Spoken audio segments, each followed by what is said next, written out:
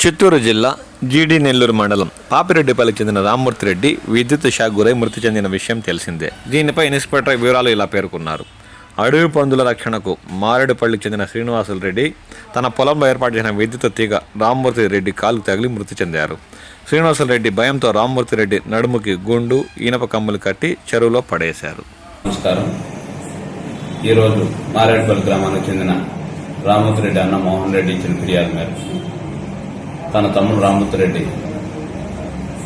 Illegal current పెట్టడం వలన అందరూ ఉచ్చులో పడిపోవడం వలన చనిపోయినాడని, శ్రీనివాస్ రెడ్డి ఈ వేరుశనగ చుట్టూ అడవి పందుల కోసం ఇల్లీగల్ గా కరెంటు తీసి అదే మార్గంలో పోతున్న తన తమ్ముడు రామ్మూర్తి రెడ్డి ఆ ఉచ్చులో తగులుకొని పడి చనిపోయినాడు.